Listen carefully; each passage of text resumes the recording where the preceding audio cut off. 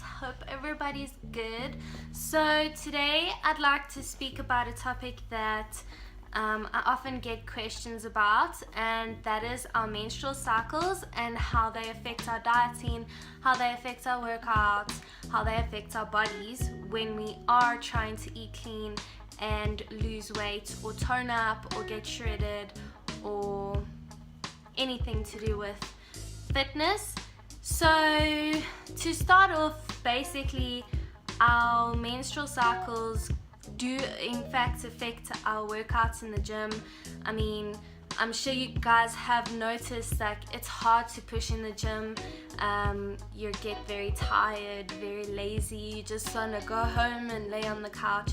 And the more info you know about what it triggers or what happens to your fit life when you have that time of the month, the more you will adapt to it and have less negativity towards it. So that's what this video is. So during the first phase, which is about a week or two before our time, especially if you're dieting and eating clean, you'll notice that your metabolic rate speeds up a little bit and you'll be burning a lot more calories than usual, which gets you a bit excited. And because we are burning more calories during this phase, and because it's leading up to our menstrual cycle, a lot of you will find that you get hungrier and your cravings are worse and you just want to eat everything in sight.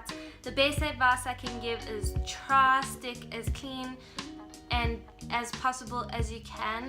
If you have to, throw in a little bit of pineapple, maybe throw in a few strawberries, or throw in an apple to kind of cure those cravings, especially if they're sweet.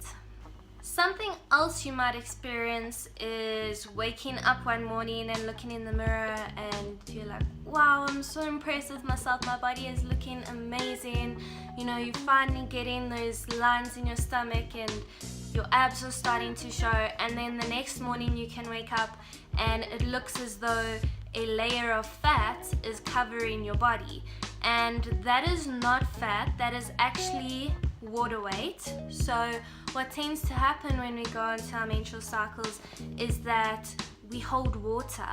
So don't get discouraged. Understand that that is just excess water because our estrogen levels are a little bit higher, so we are producing and holding that extra water. If you feel like it is out of control, maybe speak to your doctor about changing your pill if you are on the pill, and otherwise just deal with it. It isn't a lifetime thing. It's just because it's that time. So do not get discouraged when you see this. Just understand. Things you can do to lessen this water weight and lessen the water retention is avoid salty foods. Drink more water, because if you're drinking more water, your body is not going to feel like it needs to hold on so much water. And just try to be clean.